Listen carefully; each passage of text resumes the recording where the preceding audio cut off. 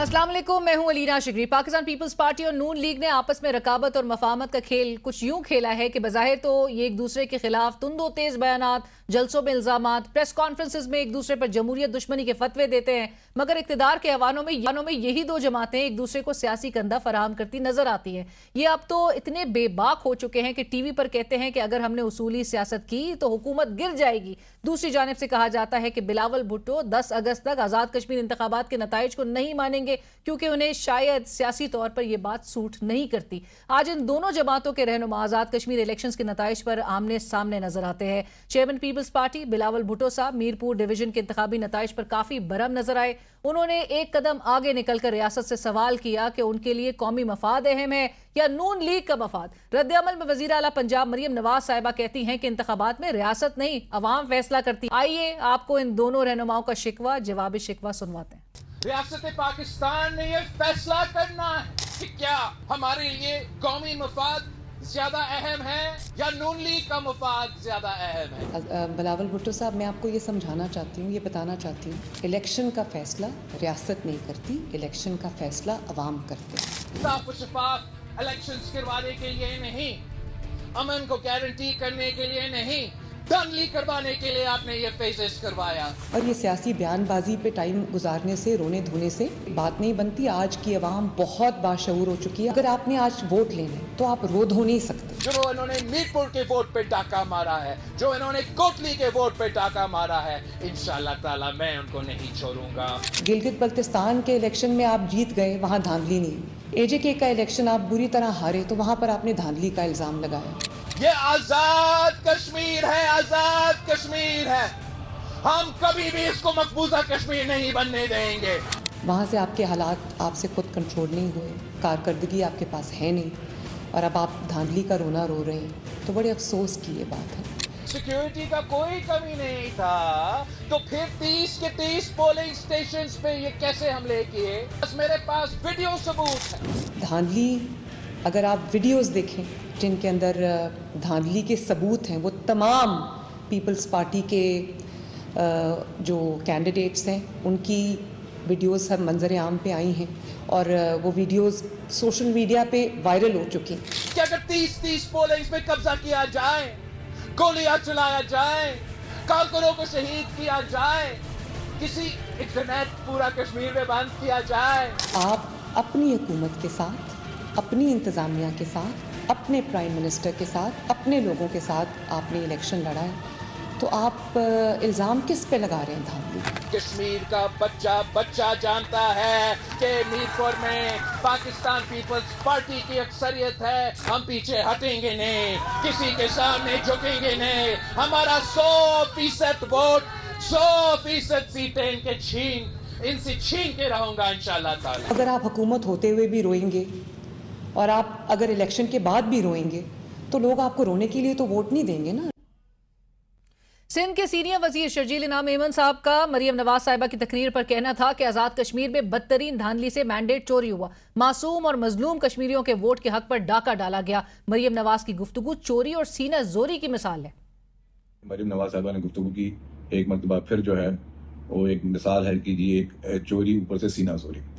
जिस तरीके से मासूम मजलूम कश्मीरियों का जो वोट का हक उस पर डाका डाला है मुस्लिम लीग नवाज की क़यादत ने, वो सबके सामने है।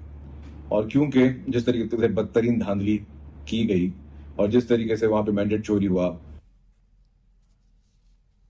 पंजाब की सीनियर वजीर मरियम औरंगजेब साहिबा ने आज़ाद कश्मीर इलेक्शंस के दूसरे मरहले की इंतखाबी मुहिम के दौरान पीपल्स पार्टी को मुखातिब करते हुए कहा कि 2 अगस्त को मुजफ्फराबाद और 10 अगस्त को पूंछ का नतीजा आएगा। रोए मत, अगर इलेक्शंस जीतना है तो मरियम नवाज जैसी वजीर आला ले आए।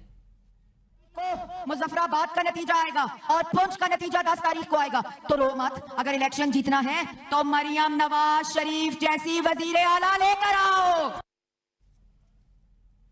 वजीर आजम के सियासी मुशीर सेनेटर राना सनाउल्लाह साहब ने आज़ाद कश्मीर इलेक्शंस को पुरअमन और फ्री एंड फेयर करार दे दिया। जीतने वाले मेंबरान को मुबारकबाद देते हुए उनका कहना था कि मजमूई तौर पर इंतखाबात क्रेडिबल और काबिल तस्लीम थे। मजमूई तौर पे इलेक्शन जो है वो पुरअमन, फेयर, फ्री, एक्सेप्टेबल और क्रेडिबल हुए हैं। 13 साहिबान जिनमें 9 का तल्लक जो है वो PMLN से है और 4 का तल्लक पीपल्स पार्टी से है, वो कामयाब हुए हैं। हम उन सबको जो है वो मुबारकबाद देते हैं।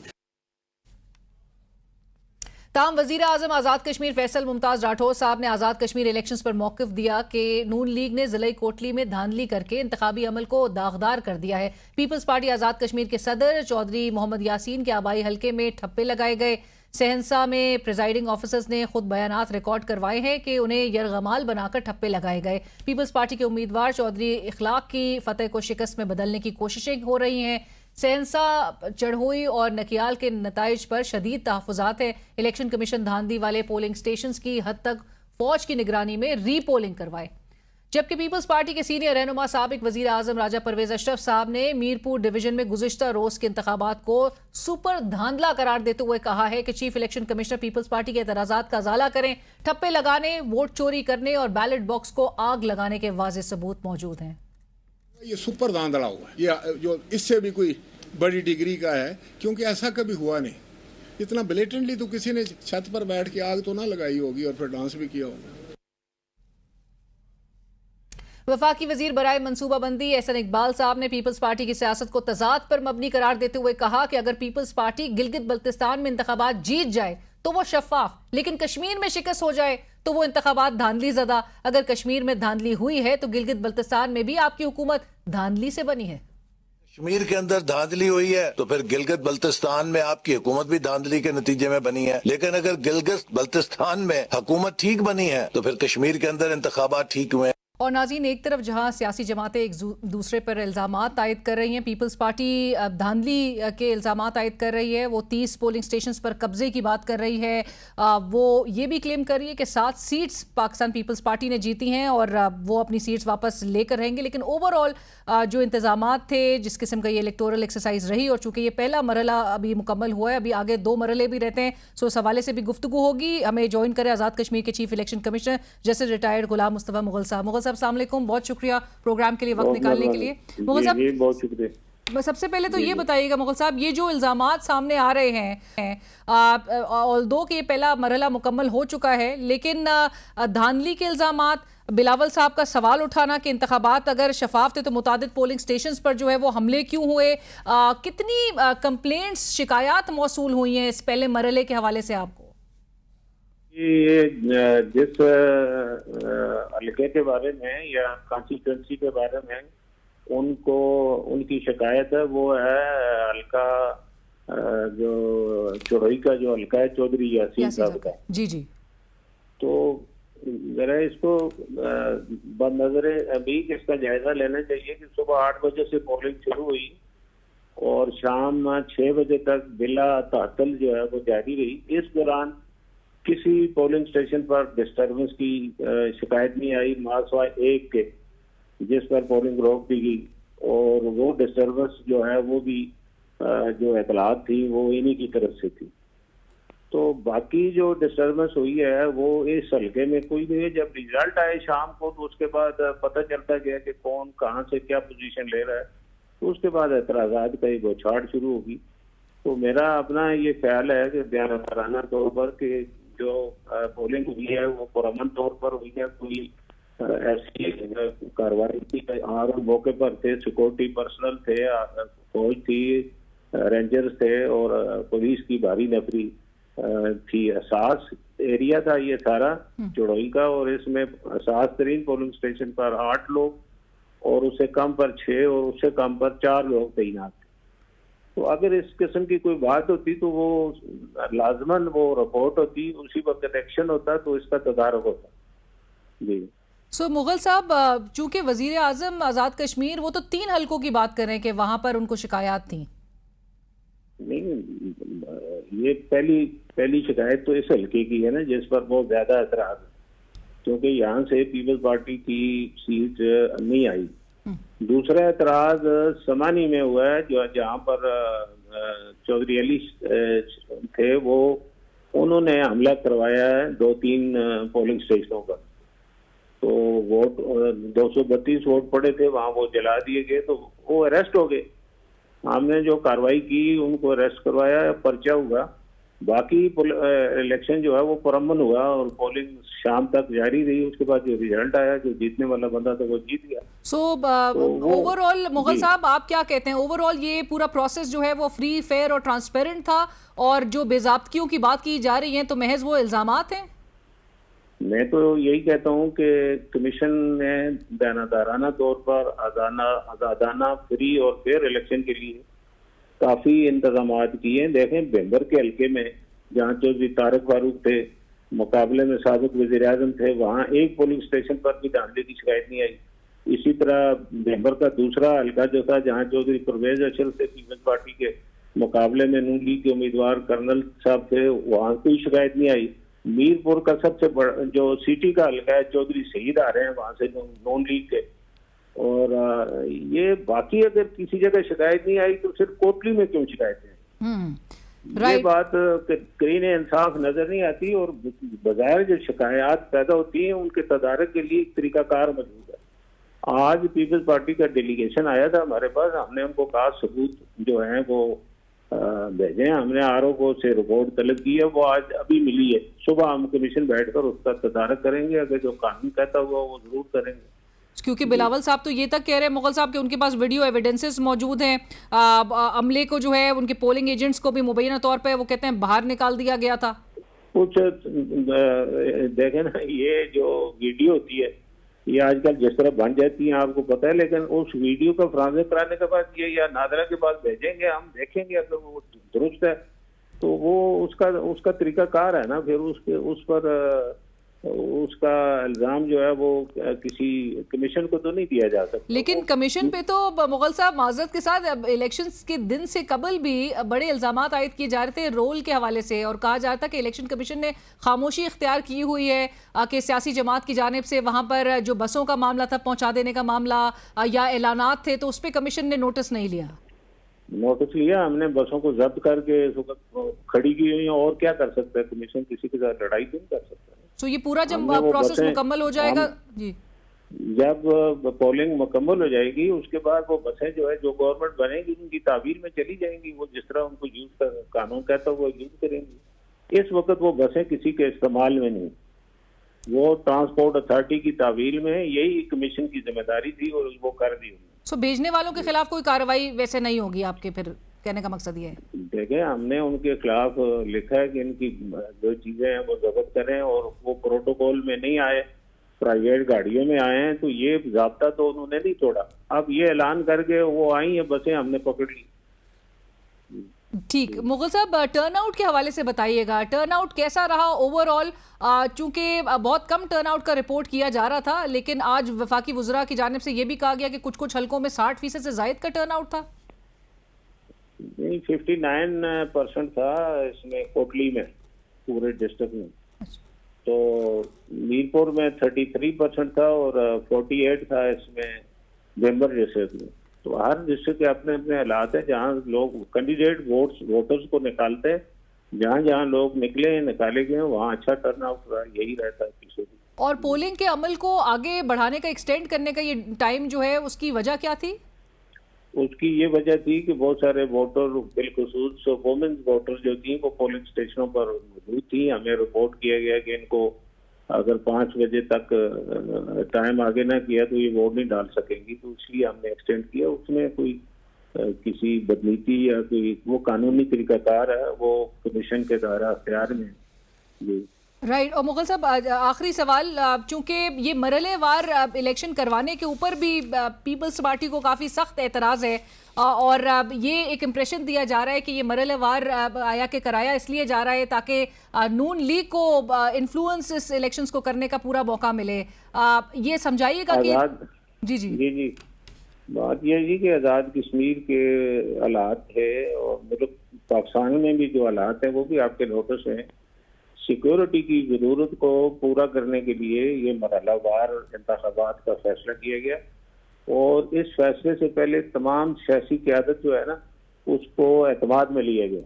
अब मैं कोई काउंटर बयान तो नहीं दे सकता किसी सियासी शख्सियत के खिलाफ कोई उनको एतमाद में नहीं लिया गया। चौधरी मोहम्मद यासीन है, प्रेसिडेंट हैं फरदार जम्मू कश्मीर पीपल पार्टी के, पाकिस्तान पीपल पार्टी के, उनको एतमाद में लिया गया। नून लीग की क्यादत को लिया गया। जो बाकी जमातें हैं इलेक्शन में उनको भी एतमाद में लिया गया। उसके बाद ये फैसला हुआ मरहलावार के, ताकि सिक्योरिटी भरपूर हो और लोग आसानी से वोटर्स पोलिंग स्टेशन पर जा सकें और वापस आ सकें। जी। और मुगल साहब, चूंकि ये पहला मरहला हो गया, लेकिन आगे का मरहला और जो इस वक्त मौजूदा सिक्योरिटी की सूरत हाल है आज़ाद कश्मीर में, आप क्या समझते हैं अगले 2 मराइल जो है वो कितने और ज़्यादा कंसर्निंग होंगे और उसके हवाले से इंतजामात को किस हद तक यकीनी बनाना ज़रूरी है? जी, आपको एक बात बता दूं कि आइन का तकाजा है कि इलेक्शन जो है हर सूरत 4 अगस्त से पहले हो जाए। तो उस तकाजे को पूरा करने के लिए इलेक्शन शेड्यूल का भी अनाउंस किया गया, उस पर भी एतराज किया गया कि जल्दी किया गया, हालांकि 8-10 दिन लेट किया गया। लेकिन अब जो दूसरा मरहला है, जो सिक्योरिटी अवेलेबल है, जो मीरपुर डिवीजन में लगी हुई थी, वो मूव कर रही है मुजफ्फराबाद, और उसमें इजाफा कर दिया गया है ताकि वो सिक्योरिटी भरपूर तरीके से पोलिंग स्टेशन पर भेजी जाए और अजाफी रेंजर्स भी तैनात की जा रही है ताकि कोई मिसहैप ना हो। और तो आपके ये कहना जी, और ये जो कबल वक्त बातें हैं बाकी कि जी ये हो जाएगा वो हो जाएगा, आज़ाद कश्मीर में जो पॉलिटिकल पार्टीज हैं इनके वर्कर जो है वो कमिटेड है, वो अपनी पार्टी से बाहर नहीं जाते। किसी एक हल्के के नताइज दूसरे पर कोई असरअंदाज नहीं होते। राइट, बहुत शुक्रिया मुगल साहब, thank you so much for joining us. आपके वक्त का बहुत शुक्रिया। प्रोग्राम में वक्त हुआ एक ब्रेक का, हमारे साथ रहिए। हमें ज्वाइन कर रहे हैं वज़ीर आज़म के मुशीर बराए सियासी उमूर सेनेटर राना सनाउल्लाह साहब। राना साहब अस्सलाम वालेकुम, बहुत शुक्रिया प्रोग्राम में ज्वाइन करने के लिए। राना साहब, गुफ्तगू का आगाज़ तो आज़ाद कश्मीर के पहले जो मरहले के इलेक्शंस थे मीरपुर के, उसके हवाले से आज बिलावल साहब एक कदम और आगे चले गए हैं और अब वो रियासत से बराह रास्त पूछ रहे हैं राना साहब कि आप नून लीग के मफाद को मुकद्दम रखेंगे या रियासत के मफाद को। सो आपके सबसे बड़े इत्तेहादी राना साहब, आप लोगों को आप ब्रैकेट कर रहे हैं कि कौमी मफादात के मनाफी के आपके मफाद को देखते देखते रियासत जो है वो किस हाल पर पहुंच गई है? देखिए, रियासत इलेक्शन में अगर किसी भी फरीक के साथ होती है तो वो रियासत के लिए एक मुनासिब अमल नहीं होता। और हमें पूरा यकीन है कि जब जीबी में बिलावल भुट्टो जरदारी साहब जीते थे तो उन्होंने बिल्कुल नहीं ये कहा था कि यहाँ पे कोई रियासत ने मुझे जितवाने में कोई अमल अदा किया है। अब यहाँ पे हार गए हैं तो वो कहते हैं कि ये रियासत ने इसमें कुछ कर दिया है। रियासत की पॉलिसी जो जीबी में थे वही आज़ाद कश्मीर में है और वहाँ पे बहुत ही फ्री फेयर इलेक्शन का इंतज़ाम किया गया और यानी जो फोर्स है उसकी तादाद को मैक्सिमम रखने के लिए, क्योंकि वो एक्शन कमेटी की तरफ से भी ख़तरा था, तो जो है वो इसको 3 हिस्सों में जो है वो करवाने का फ़ैसला किया गया।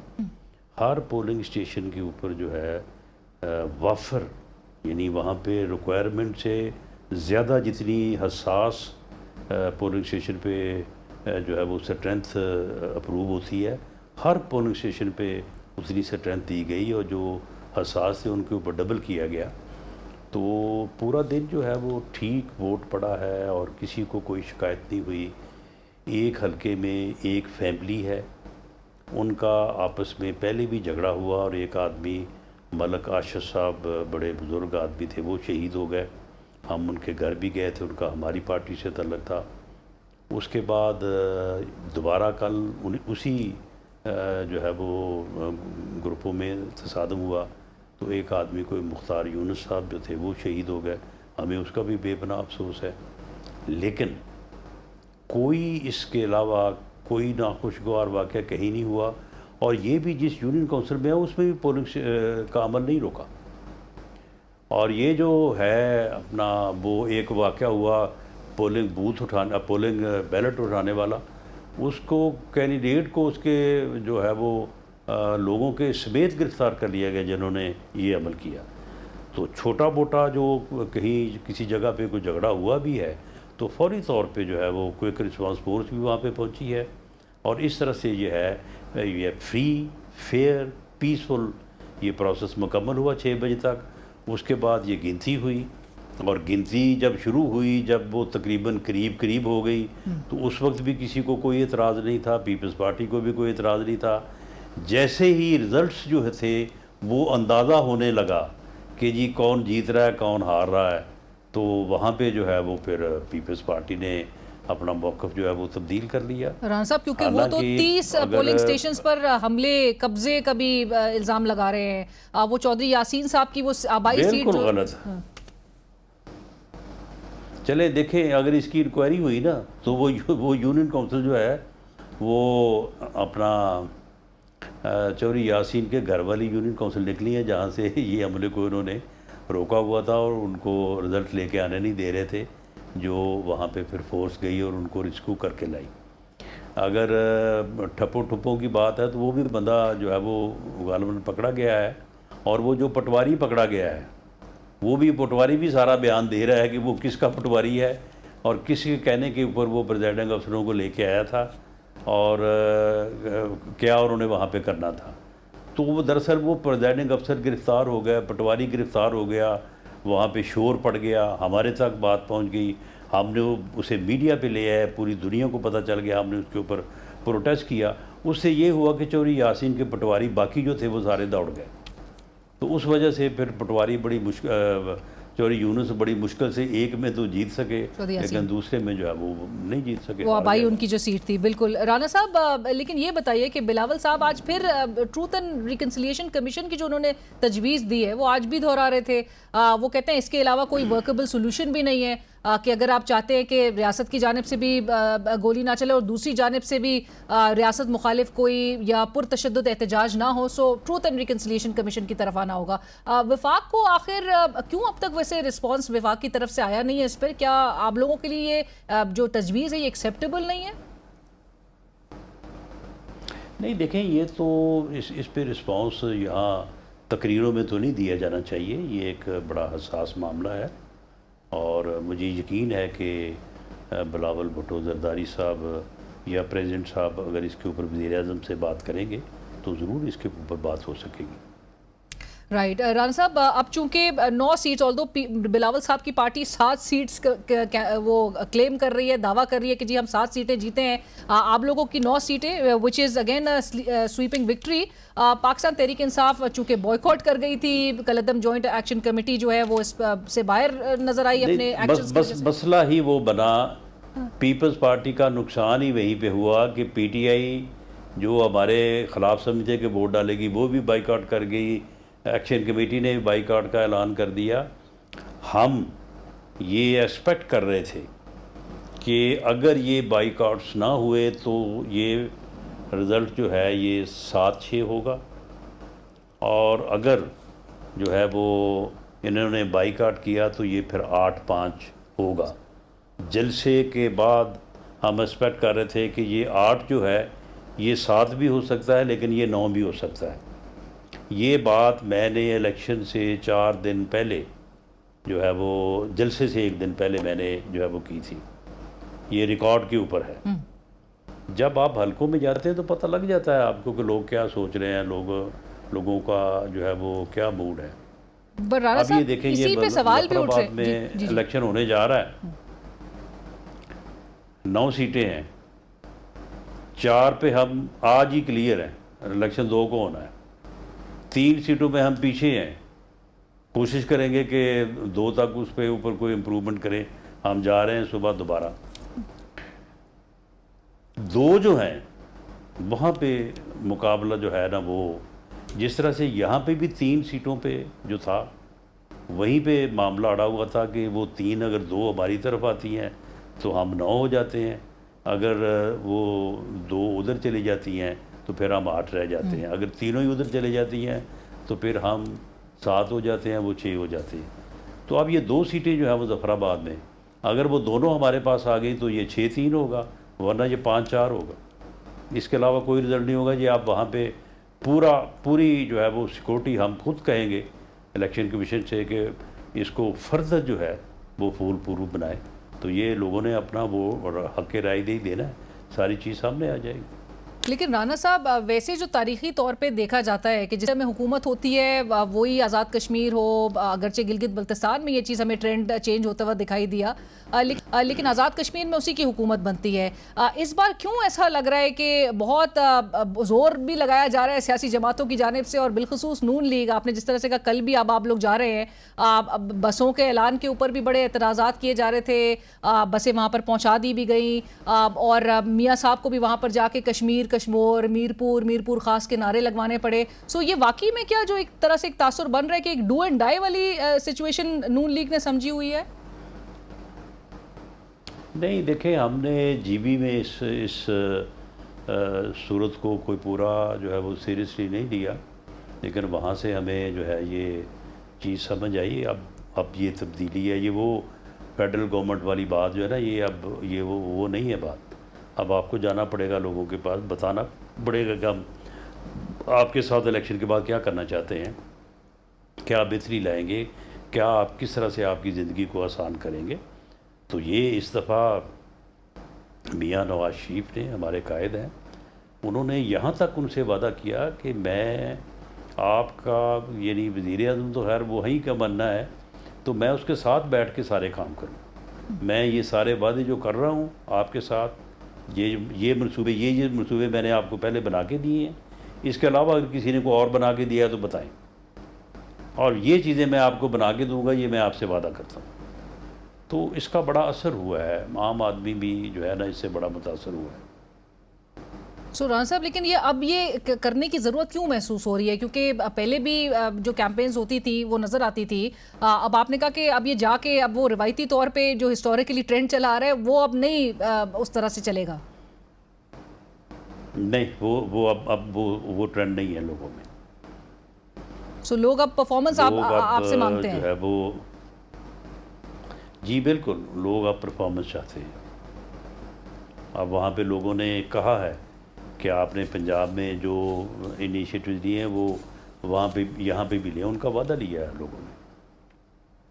और इसीलिए राना साहब फिर हमने ये अनाउंसमेंट्स, जिस पे पीपल्स पार्टी बड़ा शदीद एतराज़ उठा रही है कि ये ग्रीन बसों को वहाँ पर पहुँचा देना, मरियम साहिबा ने भी जो है वो ट्वीट करके फिर ये जो है वो आवाम तक ये बात पहुँचाई कि वहाँ पर ग्रीन बसेस जो है वो पहुँच गई हैं एन इलेक्शन से चंद रोज़ कबल, जिसको इलेक्शन कमीशन को जब्त करना पड़ा। हाँ, नहीं, वो हमारा यही ख्याल था कि इलेक्शन के 2 दिन बाद जो है वो वहाँ पे इस प्रोजेक्ट का जो है इफ्तिताह किया जाएगा, बसें जो है वहाँ पे नज़दीक पहुँचा दी जाएँ, पंजाब की हदूद में रखी जाएँ। मैडम चीफ मिनिस्टर की यही इंस्ट्रक्शन थी। और जब ये इलेक्शन हो जाए तो फिर उसके बाद, क्योंकि कुछ लोगों का मुतालबा था कि इसका इफ्तिताह पहले कर दिया जाए और लोगों को जो है वो इलेक्शन वाले दिन ये चलती नज़र आएँ, तो इसको फिर इसी वजह से रोका गया था।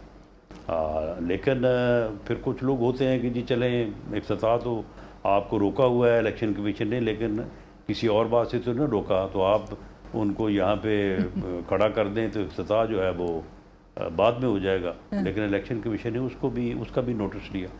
बिल्कुल। लेकिन उन्होंने जहाँ पे चलना था, लेकिन उन बसों ने जहाँ पे चलना था वो हल्का तो हम हार गए हैं। अच्छा, हाँ, यानी वो उन्होंने मीरपुर शहर में चलना था, और चलेंगी इंशाअल्लाह ताला। अब भी पीएमएलएन की लीडरशिप जो है, पीएमएलएन जो है वो जब वादा करती है फिर वो हार जीत को जो है वो पेश नज़र नहीं रखती। अगर हुकूमत बनती है तो वो बिल्कुल चलेंगी, लेकिन जिन हलकों में हल्का 3 जो शहर मीरपुर और 2 जो उसके नवाह में हल्का है, उन दोनों से पीपल्स पार्टी के लोग जीते हैं। वो बसों का इनको फ़ायदा हुआ है। सो अनाउंस आप कर रहे थे, लोगों को बता आप रहे थे कि आपने खिदमत करनी है, और लोगों ने वोट किसी और को दे दिया। राना साहब, बस जी, वो अक्सरियत से वोट उनको दे दिया। वैसे हमारा वहाँ पे कैंडिडेट जो है वो तकरीबन कोई 900 या 850 वोट से आ रहा है। तो धांधली अगर करनी होती तो वहाँ पे क्यों ना करते। राइट। राइट राणा साहब, लेकिन ये भी साथ साथ बताएं कि अब पीपल्स पार्टी जो है उसके इल्जामात और आप लोगों को जो ताने दिए जा रहे हैं वो तो रुक रहे नहीं हैं। आज भी फॉर्म मुसलसल तवातर के साथ फॉर्म 47 की हुकूमत है, खैराती मैंडेट का ताना दिया जा रहा है। अब ये सिलसिला बज़ाहिर तो ऐसा लग रहा है कि जब तक इलेक्शन चलेंगे तब तक रुक नहीं रहा। दूसरी तरफ बिलावल साहब का मैंने जिस तरह कोट किया, उन्होंने भी रियासत से अब बराह रास्त वो सवाल कर रहे हैं।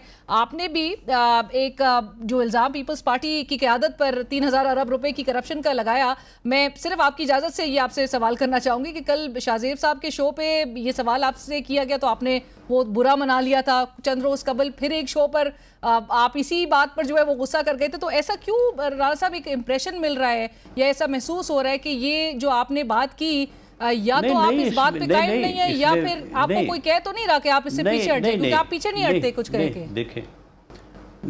देखें बात ये है कि जहाँ तक तो आपने मैंडेट की बात की है ना, उसमें तो सिर्फ मेरा ये जवाब उसी मैंडेट की बुनियाद पे जो है उसी फॉर्म 47 पे इलेक्ट हुए लोगों की बुनियाद के ऊपर वो सदर हैं।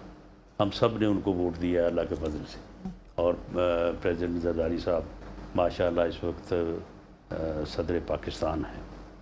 रही बात ये 2, 2.5 या 3000 अरब वाली बात, ये बात हो रही है, MQM कर रही है और मैंने वहाँ पे की है, मैंने आवाम के सामने रखी है। अब आवाम ने इसके ऊपर फैसला करना है। जिन लोगों ने हमें वोट दिया है उन्होंने हमारी बात को एक्सेप्ट किया है, जिन्होंने नहीं दिया उन्होंने रिजेक्ट कर दिया। अवामी अदालत में कोई इस तरह से मुकदमा थोड़ी चलता है कि जिस तरह से सिविल कोर्ट में चलता है कि वहाँ पे आपने तारीखें भुगतनी, आपने बात करनी है। और अगर लोग आपकी बात को बिलीव कर लें तो वो फिर आपको जो है वो सियासत में फ़ायदा देती है। सियासत में इम्प्रेशन है, आप दयानतदार हैं, आप तहज्जुद गुज़ार हैं, आपका इम्प्रेशन है कि आप बेईमान हैं, आपकी तहज्जुद और आपकी दयानतदारी आपके किसी काम नहीं है। आपका इम्प्रेशन है कि आप नेक हैं और दयानतदार हैं। आप अगर कोई बुरा भला भी करते हैं तो वो आपके ऊपर सियासत में असरअंदाज नहीं होगा। तो सियासत में एक इम्प्रेशन होता है जो अवाम का कायम होता है, लेकिन ये हमेशा सच होता है। ये ज़ुबान खल्क होती है जिसे नकारा खुदा भी कहते हैं। तो इसलिए अगर हमारी पहचान ये है कि हम डेवलपमेंट करते हैं, तो किसी और की पहचान ये है ज़रूर कि वो करप्शन करते हैं। बाकी वो ठीक है, इलेक्शन के मौके पे बात की जाती है, आगे पीछे नहीं की जाती। लेकिन राणा साहब, आप जो कहेंगे आवाम तो बिल्कुल उसको बिलीव करेगी, आवाम मानेगी, लेकिन बात तो फिर आगे बढ़ेगी कि जब इन इल्जामात की तहकीकात भी होंगी, इसको नहीं तो फिर जिन लोगों ने वोट जिन लोगों ने वोट उनको दिए हैं वो उन्होंने क्यों नहीं मानी? उन्होंने तो नहीं मानी। लेकिन अगर आप उनको मेरे सामने बैठा के उनको कहेंगे यार ये देखो तुमने ये कहा, मुझे कहेंगे ये देखो तुमने ये कहा, भाई इसका क्या मतलब है भाई? राणा साहब, यानी कि आपसे अलग पूछा जा सकता है, आप दोनों इत्तेहादी को साथ बिठा के ना पूछा जाए? नहीं, सुन लें। इलेक्शन में हम इस बात का भी ख्याल रखते हैं कि मुखालिफ कैंडिडेट के घर के सामने हम रैली या जुलूस लेके नहीं गुजरते, हम उसके दफ्तर के सामने जाके जलसा नहीं करते। ये इलेक्शन और जमहूरियत की रवायात हैं। एक जमात ऐसी यहाँ पे आई थी जो कहती थी कि नहीं, मुखालिफ जो है ना उसको ख़त्म कर दो, तो वो फिर खुद ही जो है वो ख़ात्मे की तरफ चल पड़ी है। इसमें आपको अपने मुखालिफ का वजूद जो है उसको बर्दाश्त करना पड़ता है। अब वो जमात जो है राना साहब, बाय द वे 5 अगस्त को चूँकि उनके लीडर की जो जेल में हिरासत है उसको 3 साल मुकम्मल होने जा रहा है, उस जमात ने एक बड़े जलसे का भी ऐलान 5 अगस्त को किया हुआ है। वो कह रहे हैं कि वो सेमीफाइनल होगा वज़ीर आला खैबर पख्तूनख्वा। तो हुकूमत को कोई थ्रेट तो नहीं है कि इनका ये सेमीफाइनल क्या होगा और उसके बाद फाइनल राउंड क्या होगा? या आप समझते हैं कि ये एक अब किस्सा पारीना हो गया है पाकिस्तान तहरीक इंसाफ का एहतजाज करना? ये उसकी जमात जिस तरह से उन्हें रिहा करवाने पे लगी हुई है ना, ये 3रा साल छोड़ के मुझे लगता है ये उसकी सेंचुरी करवाएंगे उसकी। इनकी जो मौजूदा हिकमत अमली है उससे आपको लग रहा है कि इमरान खान साहब अभी काफ़ी लंबे टाइम के लिए जेल के अंदर है? नहीं, 2 चीज़ें हैं। एक तो हिकमत अमली उनकी बड़ी गलत है, गैर सियासी है।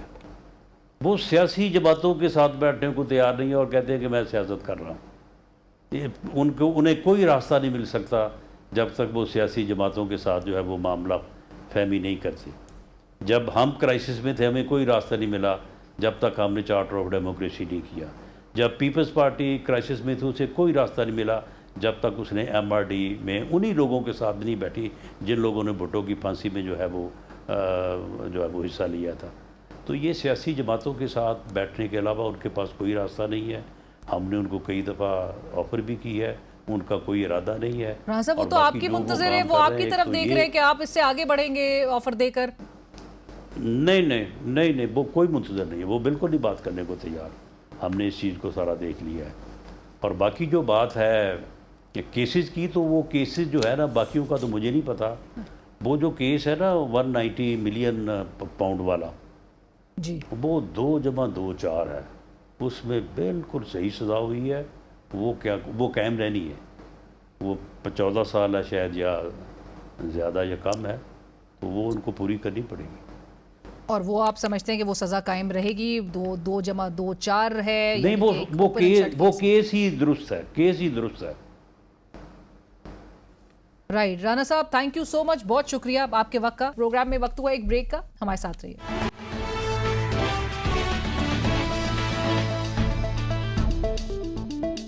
और नाज़रीन, इलेक्शंस के इस पहले मरहले के बाद जो नताइज सामने हैं, इसी पर गुफ्तगू होगी। अब बहुत एक दूसरे के हवाले से बयानात, आज प्रेस कॉन्फ्रेंस दर प्रेस कॉन्फ्रेंस वफाकी वुज़रा की जानिब से होना, ये हमें क्या बता रहा है, इसी पर गुफ्तगू होगी। Secretary general Pakistan people's party Nayyar Hussain Bukhari साहब हमें ज्वाइन करें। बुखारी साहब, अस्सलाम वालेकुम, बहुत शुक्रिया प्रोग्राम में ज्वाइन करने के लिए। बुखारी साहब, पहले राउंड के हवाले से ज़रा बताइए, नताइज सामने आ गए हैं। नून लीग की 9 सीट्स, पीपल्स पार्टी की 4 सीट्स।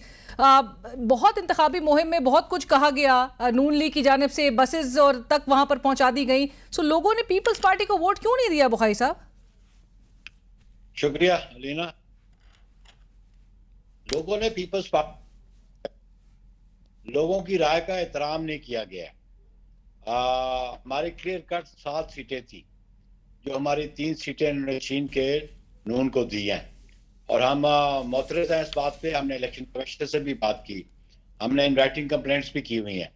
और इन्होंने लेट नाइट रिजल्ट्स को चेंज भी किया। इन्होंने 30 पोलिंग स्टेशन से LA 12 के, उसकी कंप्लेंट हमने की कि दूर दराज इलाके के थे वो पोलिंग स्टेशंस। तो पोलिंग स्टेशन से उन्होंने हमारे पोलिंग एजेंट्स को निकाल के उन्होंने बाहर फेंक दिया और फिर अपनी मर्जी से बैलेट पेपर्स पे स्टैम्प करते रहे।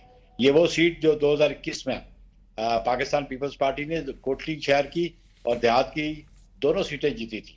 हमारे मजबूत कैंडिडेट थे वो हमारे पार्टी के प्रेसिडेंट भी हैं और हमेशा से जीतते रहे। इसी तरह इखलाक वाली सीट जो हम 5000 की लीड से थे और 1 पोलिंग स्टेशन का रिजल्ट था और वो सारी पुटे भी दे थे, फिर भी वो सीट हम जीते हुए थे। इसी तरह जावेद बडालनी वाली नक्याल वाली सीट, उस पर इन्होंने धांधली की, एक बंदे को कत्ल कर दिया, वो शहीद हो गया हमारा कारकुन, कई जख्मी हो गए और पोलिंग स्टेशन उन्होंने जबरन कब्जा किया। और अभी मैं देख रहा था टेलीविजन पे बहुत सारे अफसरान को मुअत्तल किया जा रहा है। डिप्टी कमिश्नर को मुअत्तल किया गया, असिस्टेंट कमिश्नर को किया, इंस्पेक्टर जनरल को किया गया। तो मीनिंग ये इनएफिशिएंसी, ये लॉ एंड ऑर्डर सिचुएशन को संभाल नहीं सके। लेकिन ऐसे अजाला नहीं होता जब तक वो पोलिंग स्टेशन, जो हमने आज रिक्वेस्ट भी की थी चीफ इलेक्शन कमिश्नर से मिलकर मैंने जाती तौर पे, कि हमारी ये पिटीशन है कि जब तक इंक्वायरी रिपोर्ट RO से नहीं आती, इन रिजल्ट्स को ना अनाउंस किया जाए। और विद इन 3 डेज में रिपोर्ट मांगी। हम चाहते थे कि 30 पोलिंग स्टेशन का रिजल्ट जो है इसको एग्जामिन किया जाए और रीपोलिंग किया जाए। तो पाकिस्तान पीपल्स पार्टी को अवाम ने बिल्कुल हमायत दी, वोट भी दिए। और मैं बयान देख रहा था कि जी अवाम इलेक्शन जिताते होते रियासत नहीं। तो मरियम साहबा ने कहा, तो मरियम साहब को मेरा जवाब यह है कि अवाम की राय का एहतराम करना हर शख्स पे लाजिम है, चाहे वो इक़्तिदार में हो चाहे वो इक़्तिदार से बाहर हो। हमने कहा अपने अवाम की राय का एहतराम नहीं किया और जबरन हमारी 3 सीटें छीनी गई हैं। सर वो तो मुंतजर है, बिलावल साहब की जानिब से प्राइम मिनिस्टर साहब को शायद मुबारकबाद दी जाएगी। वो एहसन इकबाल साहब भी कह रहे थे कि नून लीग की क़यादत को आपको तो बनता है कि मुबारकबाद दें। गिलगित बल्तिस्तान में अगर इलेक्शंस फेयर एंड स्क्वायर थे और आपकी वहां पर हुकूमत बनी तो वजीर आजम शहबाज शरीफ साहब ने वो ये तक ताना दे रहे हैं कि उन्होंने सपोर्ट किया, ये जानते हुए भी कि वहां का क्या माहौल था। देखिए, ये बात मुबारकबाद की है कि ये तो फिर फाइनल रिजल्ट जब आएंगे उस वक्त पोजीशन आएंगी ना पार्टी के सामने। मीरपुर डिवीजन में उन्होंने भरपूर दादी की, असले की नुमाइश की, जबर किया, और फिर आप ये देखें कि मुबारकबाद हमारे कारकुन को शहीद कर दिया गया। उसके लवाकिन से आया, नून लीग के किसी ने कोई इजहार हमदर्दी किया, कोई अफसोस का इजहार किया, कोई ताज़ियत की, और ये अपनी मुबारकबाद ढूंढ रहे हैं जहाँ पे एक हमारा कारकुन शहीद कर दिया गया हो। राइट, बट बुखारी साहब आपको तो आज बार बार चाहे मरियम नवाज साहिबा हो, दीगर वुज़रा हो, वो पीपल्स पार्टी को सिंध की कारकर्दगी की तरफ जो है वो तवज्जो दिला रहे हैं और बार बार ये कह रहे हैं कि पिछले 6 माह से तो पीपल्स पार्टी की आज़ाद कश्मीर में हुकूमत थी, तो फिर ये तमाम बातें जो हालात की जिम्मेदारी है वो सबको फिर ओन करना चाहिए। देखिए, आज़ाद कश्मीर में बिलाशुबा हमारी हुकूमत थी।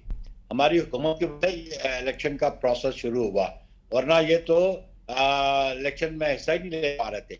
मेरी क़यादत का यहाँ आना, उनके जलसे करना, मीटिंग्स करने से इनका रास्ता खुला।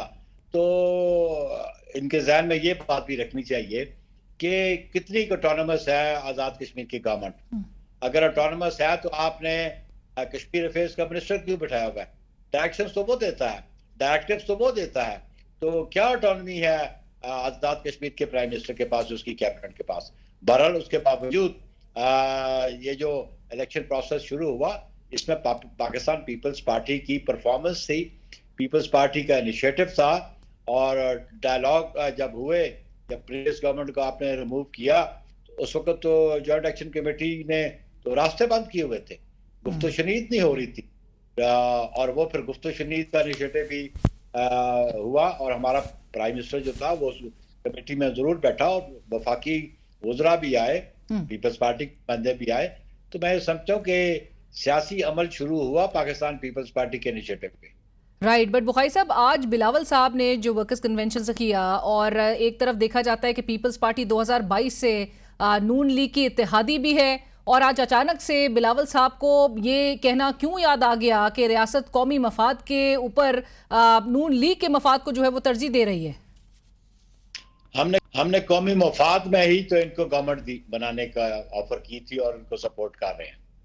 हमने PMLN की उसको फ्लॉरिश करने के लिए तो नहीं हमने सपोर्ट किया, हमने तो रियासत को मजबूत करने के लिए, रियासत में पार्लिमानी निज़ाम के लिए हमने सपोर्ट किया।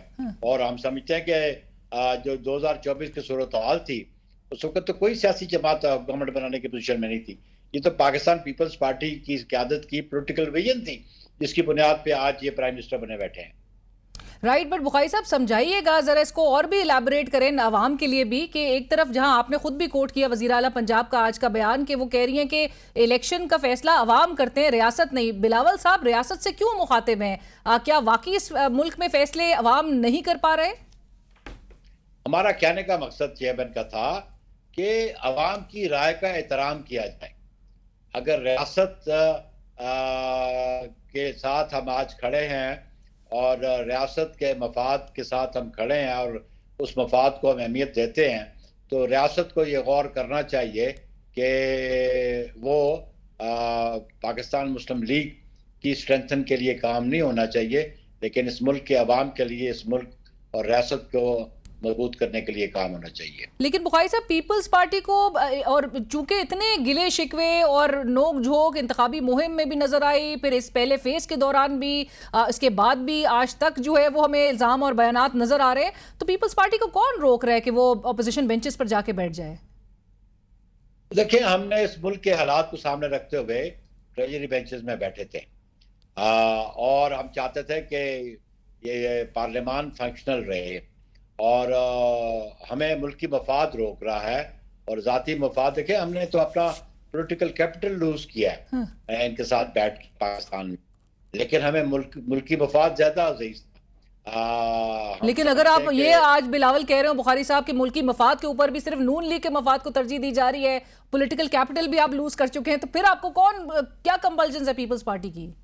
कंपल्शन फिर रियासत की कंपल्शन है, और हमने उन अहबाब को जरूर कन्वे किया कि मुल्क ज्यादा इंपॉर्टेंट है बनिस्बत नून लीग के गवर्नमेंट के। राइट, सो बुखारी साहब अब जरा समझाइएगा कि अगला फेज जो है 2 तारीख को मुजफ्फराबाद के इलेक्शंस, उसके लिए क्या तैयारी है पीपल्स पार्टी की? और बिलावल साहब तो चूंकि इस मीरपुर के इलेक्शंस के हवाले से कह रहे हैं वो सीटें छीन कर रहेंगे, सो वो वापस से सीटें कैसे ली जाएंगी? इंशाल्लाह जो हम इसके लिए जो फोरम्स अवेलेबल है हम उन फोरम्स से रजू करेंगे। और जो 2 अगस्त को इलेक्शन हो रहा है मुजफ्फराबाद में, बिल्कुल डिवीजन पे, और जो रिजर्व सीट्स हैं इनमें इंशाल्लाह पाकिस्तान पीपल्स पार्टी अपना बयानिया लेके आई, उसमें हमें किसी राय मिली, मीरपुर में भी मिली, उसका एहतराम नहीं किया गया। यहाँ पे भी हम समझते हैं कि पीपल्स पार्टी यहाँ से लीड लेगी। लेकिन एक बात ध्यान में जरूर रखें कि ये बड़ा टेस्ट है इलेक्शन कमीशन ऑफ आज़ाद कश्मीर के लिए। वो जो 12 सीटों का तनाज़ा चल रहा है कि ये पंजाब का वजीर कहता है कि जी हम 12 सीटें तो हम घर से लेके चलते हैं, तो वो इलेक्शन अगर शफाफ और शफाफ और ट्रांसपेरेंट ना हुए तो फिर वो जो जॉइंट एक्शन कमेटी का मौक़िफ़ था उसको फिर हमायत मिल जाएगी, उसकी तस्दीक हो जाएगी। इसलिए हम समझते हैं कि इलेक्शन कमीशन जो आज़ाद कश्मीर का है वो इंश्योर करे कि free fair and transparent election हो। और फिर हमने मुतालबा किया, मैंने खुद भी चीफ इलेक्शन कमीशनर से मुलाकात करके भी हमने कहा कि ये जो डिश आउट कर रहे हैं और ये व्हील चेयर्स और ये प्रोजेक्ट्स ये करने थे तो इलेक्शन शेड्यूल आने से पहले कर लेते, हमें कोई इतराज नहीं था। 10 अगस्त के बाद अगर ये मदद करना चाहते हैं वो कर लेते। मेरा तो मौक़िफ़ ये भी था कि मैं यहाँ मुजफ्फराबाद में हूँ, यहाँ पे आटे और गंदम की किल्लत है और पंजाब गवर्नमेंट ने वो रोकी हुई है, वो गंदम आने नहीं देते। और फिर एक वजीर कहते जी होटल खुल रहे हैं, जरा कीमत पता कर लेना होटलों पे चपाती की कीमत क्या है, और फिर देहात कितना है इधर। यहाँ पे तो ज़रूरी इजलास नहीं होती, पहाड़ी इलाका है सारा, तो यहाँ पे तो लोग आटे को तरस रहे हैं, गंदम को तरस रहे हैं। अगर मदद करनी है तो उनको वो जो ब्लॉक किया हुआ है आपने पिक्टें लगाई हुई है कि कोई ट्रांसपोर्टेशन ना हो सके गंदम की, तो उसको तो बैन को लिफ्ट अप करें। राइट, और बुखारी साहब आखिर में ट्रूथ एंड रिकन्सिलिएशन कमीशन की चूंकि तजवीज़ आज बिलावल साहब ने दोबारा दोहराई, उस पर अब तक वफाकी हुकूमत की जानिब से कोई रिस्पांस ना आना वो क्या रिफ्लेक्ट कर रहा है? और दूसरा ये कि बिलावल साहब को एहसन इकबाल साहब व दीगर वज़रा वो ये कह रहे हों कि उनको मैच्योर पॉलिटिक्स करनी चाहिए, और उनकी जो गुफ्तगू है जिसके हवाले से आज मरियम नवाज साहिबा भी कह रही हैं कि ये रवैया जो है ये बचगाना रवैया है, इससे आगे बढ़ के कौमी लीडर के तौर पर उनको गुफ्तगू करनी चाहिए। बिलाशुबा आप चेयरमैन बिलावल की बड़ी बेजोर पॉलिटिक्स है, जरा देख लेना परफॉर्मेंस उनकी बतौर फॉरेन मिनिस्टर और आज के फॉरेन मिनिस्टर की, आपको डिफरेंस सामने नजर आ जाएगा। बिल्कुल बड़ा वाज़े डिफरेंस है उस पर। और सेकेंडली मैं समझता हूँ कि ये जो क्राइसिस क्रॉप अप हो गया है, जरा देखे ना आज DIG की और सेक्रेटरी इत्तलात आज़ाद कश्मीर गवर्नमेंट की प्रेस कॉन्फ्रेंस जी, जो एक्शन कमेटी की कॉल है और कितने लोग जान भाग हो चुके हैं उसके बारे में भी देख रहे हैं, और देख रहे हैं कि जो ऑफिशियल्स को ये इन्होंने रिमूव किया है। तो बिलावल एक ऐसी पर्सनालिटी है कि जिन्होंने कहा कि गवर्नमेंट और उनमें डायलॉग होना चाहिए, और उनको भी तंबीह की कि आप बंदूक और गोली से अपने मुतालबात नहीं मनवा सकते। और बिलावल ही एक ऐसी पर्सनैलिटी है कि इस इशू को रिजॉल्व करने में वो अपना किरदार अदा कर सकते हैं। सो अल्टीमेटली जाते जाते बुखारी साहब आखिर में यानी पीपल्स पार्टी और नून लीग अगरचे हमें बहुत इल्ज़ामात दर इल्ज़ामात नज़र आ रहे हैं, खैराती मैंडेट से लेकर फॉर्म 47 हुकूमत के ताने भी इनको दिए जा रहे हैं, लेकिन बावजूद उसके आप कहते हैं कि कौमी मफाद के लिए, रियासती मफाद के लिए ये इत्तेहाद जो है वो नज़र आएगा हमें कायम। लेकिन इसके लिए ये तो देखे ना, हमने बुनियादी बात जो इनसे 2024 में की थी, हमारी एक एग्रीमेंट था उनके साथ, लेकिन situation day to day politics is a day to day affair. मुस्तकबिल में क्या होता है इसके लिए पार्टी की क़यादत फैसला कर सकती है, हमारी CC फैसला कर सकती है। राइट, बहुत शुक्रिया नईब बुखारी साहब, thank you so much sir for joining us. और इसी के साथ ही कल तक के लिए इजाजत दीजिए, अल्लाह हाफिज।